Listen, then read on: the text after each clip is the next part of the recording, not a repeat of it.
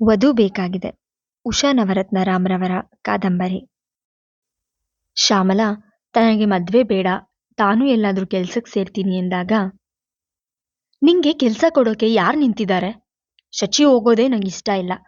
ಒಂದ್ ವೇಳೆ ಆ ಹುಡುಗ ಒಪ್ತಿದ್ರೆ ಬೇಡ ಬಿಡು. ನಿಂಗೇನು ಅಂತ ವಯಸ್ಸಾಗಿರೋದು? ನೀನೇನು ಕುಂಟೆ ಕುರುಡೆ? ಯಾರಾದ್ರೂ ದಮ್ಮಯ್ಯ ಅಂತ ಮಾಡ್ಕೋತಾರೆ. ನಾನು ಬೇರೆ ಯಾರನ್ನೂ ಮಾಡ್ಕೊಳ್ಳಲ್ಲಮ್ಮ. ನಂಗೆ ಮದ್ವೆನೇ ಬೇಡ. ಅಷ್ಟರಲ್ಲಿ ಹೊರಗಿಂದ ಬಂದ ಶಚಿ ಕೈಯಲ್ಲಿ ಹಳದಿ ಗುಲಾಬಿಯೊಂದನ್ನ ಹಿಡಿದು ಬಂದಳು. ಶ್ಯಾಮಲಾ, ನಿಂಗೆ ಅಂತ ಗಾಯತ್ರಿ ಮನೆಯಿಂದ ಈ ರೋಸ್ ಕಿತ್ಕೊಂಡು ಬಂದಿದ್ದೀನಿ, ತಗೋ. ಅವಳ ಮಾತು ಮುಗಿಸುವ ಮುನ್ನ ಶಾರದಮ್ಮ ಅವಳ ಕೈಯಿಂದ ಹೂ ಕಿತ್ತುಕೊಂಡ್ರು. ಸಾಕು ನಿನ್ನ ಹುಡುಗಾಟ, ಒತ್ತು ಗೊತ್ತು ಒಂದು ಇಲ್ವಾ? ಶಚಿ ತಾಯಿಯ ಮುಖವನ್ನ ನೋಡಿದ್ಲು. ಕಣ್ಣುಗಳು ಕೆಂಪಾಗಿ ಊದಿಕೊಂಡಿದ್ವು. ಶ್ಯಾಮಲಾ ಎಲ್ಲೂ ಕಾಣಲಿಲ್ಲ. ಯಾಕಮ್ಮ, ಏನಾಯ್ತು ಮನೇಲಿ ರಂಪ? ಶಿವಪ್ರಕಾಶ್ ಬಂದಿದ್ರು. ಶಾರದಮ್ಮ ಮುಖ ತಿರುಗಿಸಿದ್ರು. ಬಂದಿದ್ರೇನಾಯ್ತು? ನಾನು ಕೆಲ್ಸಕ್ಕೆ ಹೋಗ್ತಿರೋದ್ ಬಗ್ಗೆ ಏನಾದ್ರೂ ದೊಡ್ಡ ಸೀನ್ ಮಾಡಿದ್ರಾ? ಅಥವಾ ನೀನೇ ಇಲ್ಲ ಸಲದೆಲ್ಲ ಅವ್ರಿಗೆ ಹೇಳ್ಕೊಂಡು ಅತ್ತಿಯೋ? ಶಚಿ ಕಣ್ಣು ಕಿರಿದು ಮಾಡಿದ್ಲು. ಸರಿ, ನೀನು ಶುರು ಮಾಡ್ಬೇಡ. ನೀವು ಹೆಣ್ಮಕ್ಳಾಗಿ ಯಾಕ್ರೆ ಹುಟ್ಟಿದ್ರಿ? ಗಂಡಾಗಿದ್ರೆ ಹಾಳಾಗಿ ಹೋಗಿ ಅಂತ ಬಿಡ್ತಾ ಇದ್ದೆ. ಶಾರದಮ್ಮ ಪುನಃ ಅಳಲು ಮೊದಲು ಮಾಡಿದ್ರು. ಶಚಿಯ ತಾಳ್ಮೆ ಎಲ್ಲೆ ಮೀರಿತು. ಲೇ ಶ್ಯಾಮ್ಲಾ, ಎಲ್ ಬಚ್ಚಿಟ್ಕೊಂಡಿದ್ಯಾ? ಬಾರೆ, ಅದೇನು ಹೇಳು. ಅಡಿಗೆ ಮನೆಯಿಂದ ಬಿಕ್ಕುವುದು ಕೇಳಿಸಿತು. ಶಚಿ ಅಳುತ್ತಿದ್ದ ತಾಯಿಯನ್ನು ಬಿಟ್ಟು ಅಡುಗೆ ಮನೆಯತ್ತ ಕಾಲು ಹಾಕಿದ್ಲು. ಶ್ಯಾಮಲಾ ಗೋಡೆಗೆ ಮುಖ ಮಾಡಿ ಅಳುತ್ತಿದ್ಲು. ಯಾರ್ ಸತ್ರೆ ಇಬ್ರು ಅಳ್ತಾ ಇದ್ದೀರಾ? ಶ್ಯಾಮಲಾ ಅಳುತ್ತಲೇ ಹೇಳಿದ್ಲು. ಶಚಿ, ನಾನು ಮದ್ವೆ ಮಾಡ್ಕೊಳ್ಳೋದಿಲ್ವೇ? ನಂಗೆ ಮದ್ವೆ ಬೇಡವೇ ಬೇಡ. ಯಾಕೆ, ಏನಾಯ್ತು? ಪ್ರದೀಪ್ಗಿಂತ ಒಳ್ಳೆ ಹುಡುಗ ಸಿಕ್ಕದ್ನಾ? ಅಥವಾ ಅವನ್ ಕೈ ಕೊಟ್ಟು ಬೇರೆಯವ್ರನ್ನ ಮದ್ವೆ ಆದ್ನೋ? ಶ್ಯಾಮಲಾ ಬಿಕ್ಕುತ್ತಲೇ ಶಿವಪ್ರಕಾಶ್ ಬಂದು ತಿಳಿಸುತ್ತಿದ್ದನ್ನೆಲ್ಲ ಹೇಳಿದ್ಲು. ಶಚಿಯ ಮುಖ ಗಂಭೀರವಾಯಿತು. ಶ್ಯಾಮಲಾ, ನಾನು ಪ್ರದೀಪ್ ತುಂಬಾ ಸಭ್ಯಸ್ಥ ಅನ್ಕೊಂಡಿದ್ದೆ. ಅವನು ನಿಜವಾಗ್ಲೂ ಗಂಡ್ಸಾದ್ರೆ ಅವನು ಏನು ಇಸ್ಕೊಳ್ದೆ ನಿನ್ ಕೈ ಹಿಡಿಬೇಕು. ಇಲ್ದಿದ್ರೆ ನಾಲಾಯಕ್ಕು. ಹೆಂಡತಿ ತರೋ ಹಣದಿಂದ ಬದುಕು ಮಾಡೋನು ಯಾವೂರ್ ಗಂಡ್ಸು? ಬಳೆ ತೊಡ್ಕೊ ಅಂತ ಹೇಳವನ್ಗೆ. ಬೇಡ ಬಿಡು, ಅವನ್ಗಿಂತ ಹತ್ರಸ್ ಚೆನ್ನಾಗಿರೋ ಹುಡುಗ ಸಿಗ್ತಾನ್ ಬಿಡು. ಶಾರದಮ್ಮ ಒಳಗೆ ಧಾವಿಸಿದ್ರು. ಶಚಿ ಶ್ಯಾಮಲಾನ ಸಮಾಧಾನ ಪಡಿಸ್ತಾ ಅವಳಿಗೆ ಧೈರ್ಯ ಹೇಳುತ್ತಿದ್ದನ್ನ ಕೊಠಡಿಯ ಬಾಗಿಲಲ್ಲಿ ನಿಂತು ನೋಡಿದ ಶಾರದಮ್ಮ ಶಚಿಯನ್ನ ತರಾಟೆಗೆ ತೆಗೆದುಕೊಂಡ್ರು. ಅಕ್ಕ ತಂಗಿರು ಏನ್ ಮಸ್ಲತ್ ನಡೆಸ್ತಾ ಇದ್ದೀರಿ? ಸಾಕ್ರೆ ನಿಮ್ ಮಾತು. ಯಾರಾದ್ರೂ ಕೇಳಿದ್ರೆ ನಗೆ ಪಾಟ್ಲಾದೀತು. ನಾನು ಯಾರಿಗೂ ಮುಖ ತೋರ್ಸೋಕ್ಕಾಗಲ್ಲ. ಮದ್ವೆ ನಡೆಯೋ ಹಾಗೆ ಏನಾದ್ರೂ ದಾರಿ ಹುಡ್ಕೋದ್ ಬಿಟ್ಟು ಅವಳಿಗೆ ಅವನ್ ಗಂಡ್ಸೆ ಅಲ್ಲ ಅಂತ ದುರ್ಬಿದ್ದಿ ಹೇಳ್ಕೊಡ್ತಿದ್ಯಾ? ನೋಡ್ತೀನಿ ನೀನೆಂತ ಗಂಡ್ಸನ್ ಮದ್ವೆ ಆಗ್ತೀಯಾ. ನನ್ ವಿಚಾರ ನೀನ್ ಮಾತಾಡ್ಬೇಡಮ್ಮ. ನನ್ ದಾರಿ ನಾನು ನೋಡ್ಕೋತೀನಿ. ಶಿವಪ್ರಕಾಶ್ ಬಂದು ಹೇಳ್ಬಿಟ್ರು ಅಂತ ನೀನೊಂದ್ ಕಡೆ ಹಾಳು, ಇವಳು ಮದ್ವೆನೇ ಆಗೋಲ್ಲ ಅಂತ ಕಣ್ಣೀರಿಡ್ಲಿ. ನಾನೇನ್ ಮಾಡ್ಲಿ? ಪ್ರದೀಪನ್ ಅಮ್ಮ ಕೇಳಿದ್ಲು ಅಂತ ಹೇಳಿದ್ರಲ್ಲ, ಪ್ರದೀಪಂಗ್ ಬಾಯಿ ಇಲ್ವಾ? ನಾವ್ಯಾಕೆ ನಗೆಪಾಟ್ಲಾಗ್ತೀವಿ? ಅವ್ರು ಆಗ್ತಾರಷ್ಟೇ. ಅದ್ಯಾಕೆ ಶಿವಪ್ರಕಾಶಿಗೆ ಬಾಯಿ ಇರ್ಲಿಲ್ವಾ ಹೇಳೋಕೆ ಅವ್ರಿಗೆ ಕೊಡೋಕ್ಕಾಗಲ್ಲ ಅಂತ?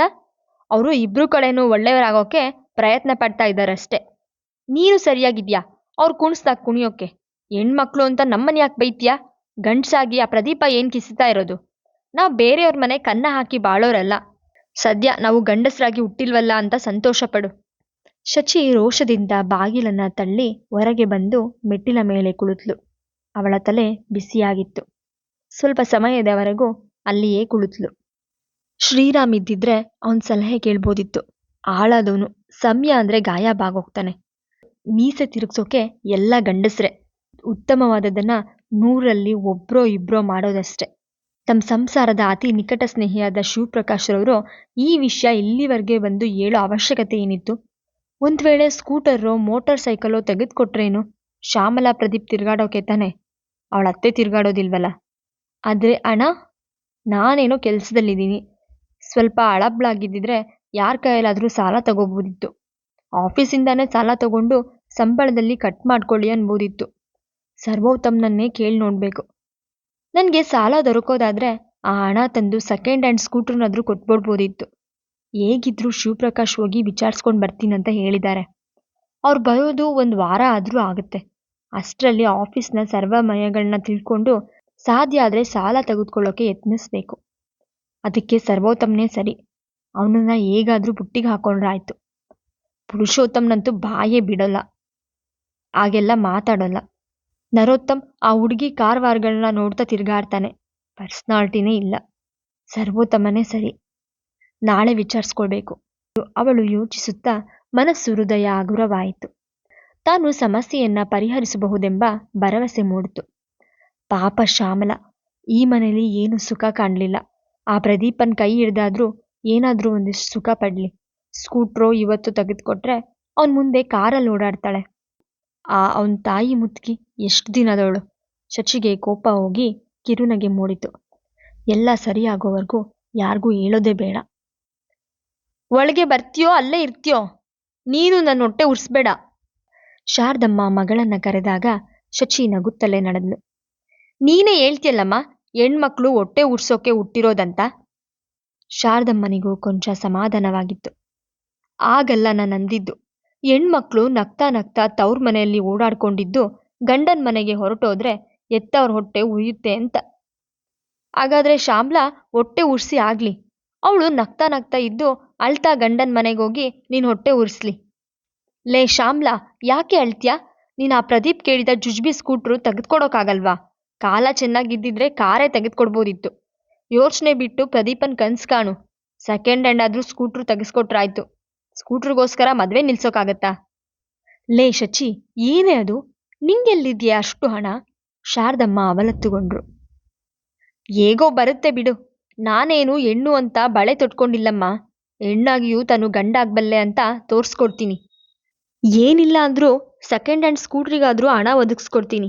ನೀನು ನಿಶ್ಚಿಂತೆಯಿಂದ ಇರು. ಆ ನಿನ್ನ ಶ್ರೀರಾಮ ಬೊಗಳಿದ್ನಲ್ಲ, ಕಂಪ್ನಿಯವರು ಲೊಟ್ಟು ಲೊಸ್ಕು ಅಂತ. ನೋಡ್ತಾ ಇರು, ಅವರೇ ನಮಗೆ ಸಹಾಯ ಮಾಡೋದು. ಉಪದೇಶ ಏನು, ಎಲ್ರೂ ಮಾಡ್ತಾರೆ. ನಿಜವಾಗ್ಲೂ ಸಹಾಯ ಮಾಡೋರೇ ಬೇರೆ. ಮುಂದುವರೆಯುವುದು.